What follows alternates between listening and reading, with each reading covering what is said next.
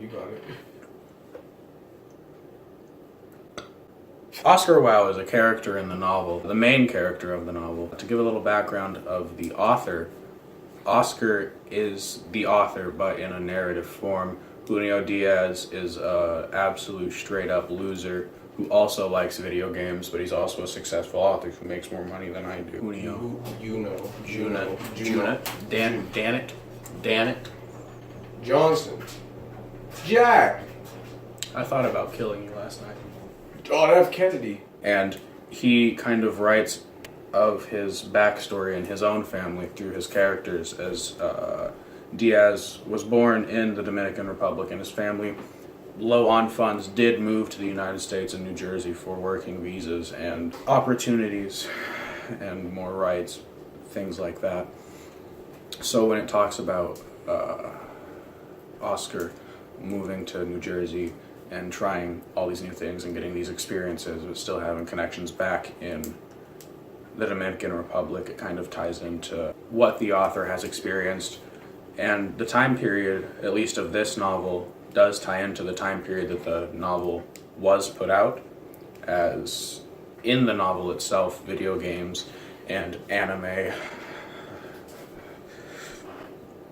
and Dungeons and Dragons and things of that sort are mentioned quite often, and this was a period of time, the early 2000s, in which all of these new exciting products and opportunities and games came out for people to occupy themselves with. So the fact that Diaz was able to not only write about himself and who he was, but include things that he also enjoys as a person, really kind of ties the novel together and gives it that personal feel that you can really wrap yourself in like a warm blanket throughout the novel. What fucking genre was this again? Magical realism? Oscar's family took place and originated from the Dominican Republic, and they wanted to escape from Tu Hijo, or El Jefe, because of corruption, massacre, and war. They escaped over to New Jersey in hopes of getting better economic status, but it turns out that New Jersey is a claustrophobic setting for Oscar and his sister. It's stuffy and cruel. Some information on True Hijo, one of the 20th century's most infamous dictators, ruled the Dominican Republic between 1930 and 1961 with an implacable, ruthless brutality. A portly, sadistic, pig-eyed mulatto who bleached his skin, wore platform shoes, and had a fondness for Napoleon-era haberdashery. True Hijo came to control nearly every aspect of the DR's political, cultural, social, and economic life through corruption. Even though Oscar and Lola were born in New Jersey, they feel an incredible affinity for the Dominican Republic. We're getting paid for this, right? No.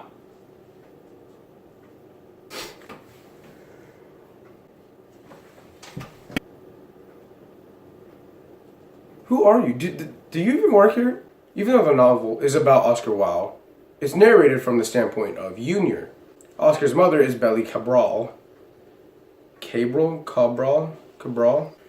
Benjamin Cambridge is Oscar's mother, and she has breast cancer because she's got really big boobs.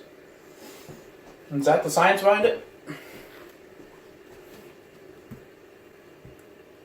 This is Crash Course. I mean, we don't just do books, we also do science. Subscribe. So we have Oscar, Junior, Belly, and then we have Lola. And Lola is Oscar's older sister who runs from the family. While Belly is the mother of the family, she is raised by La Inca, who is almost her polar opposite in many different ways. Belly rules the house with an iron fist, whereas La Inca is much more lighthearted and approachable and soft. As for the cultural significance of this novel, it's pretty modern, and it encompasses what it's like to be a nerd in today's modern society. Somebody who plays Dungeons and Dragons, watches a bunch of fictional movies, reads a bunch of fictional books, the whole lot. While it reflects the author pretty accurately, it is also an accurate portrayal of what it's like to be a nerd in modern society. With references to anime, otakus, weeaboos, this book does employ a lot of modern terms and a lot of modern cultural references to different things in today's society. By following somebody who is classified as a loser, it does highlight some of the cultural issues that people of Oscar's personality face in modern society, such as bullying and general belittlement. Mom, I can graduate now. In the novel, because he is a nerd, Oscar's allusions to a lot of different pieces of literature are quite extensive. I mean, you could even argue that this novel is essentially the answer to a dare on making a book with the most allusions ever in a novel. To reference a book that we most recently read in class, even says in the novel, the beauty, the beauty. Sound familiar? That's because it is actually a reference to the quote, the horror, as said by Kurtz in the novel The Heart of Darkness. And of course, because he is a nerd, you can't go very far without referencing The Lord of the Rings, which he actually says on page 78, respectability so dense in La Grande that you'd need a blowtorch to cut it, and a gardeness so Minas Tirith in La Penquina that you'd need the whole of Mordor to overcome it. If you don't know what Minas Tirith is, it's actually a fortress city. This is a reference to the fortress city of Minas Tirith in the capital of Gondor, in contrast to the realm of Sauron, Mordor. In The Lord of the Rings, Minas Tirith is notably capable of withstanding the full force of Mordor. There is even a quote in the novel that makes a reference to the Planet of the Apes, where he talks about the Forbidden Zone. If you don't already know, in the Planet of the Apes, the Forbidden Zone is a barren, lifeless area that is off limits to all of the apes. There's a ton of other allusions in the novel, such as talking about Star Trek, The Lord of the Rings, Stephen King, the JFK assassination, getting hit in the head with a Russian nuclear submarine missile. You can list them on and on and on and on and on. But for now, we're going to move on to the themes of the novel. There's a lot of different themes about being a loser and being a virgin in the novel, but the three that you can mainly look at are loneliness, sexual desire, and social status. And when examining the behavior and the characteristics of the protagonist, it's easy to see why these three themes are the things that the novel is centered around. I mean, for loneliness, the guy's going to a prostitute. He has trouble getting girls all his life, and he goes to a prostitute. Loneliness, him being a nerd. He gets bullied all throughout high school. You can kind of see how that ties in.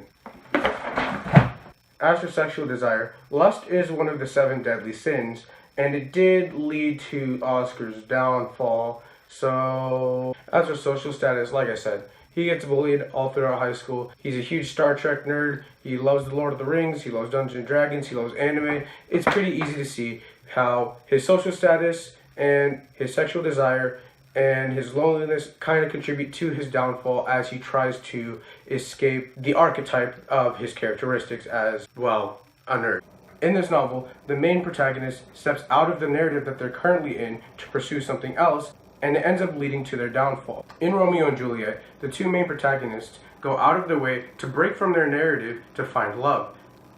And in the end, it leads to their downfall as well. So the moral of the story, as you can tell by the title, The Brief Wondrous Life of Oscar Wilde, I guess you could say is, 'twas better to have loved and lost than to never have loved at all.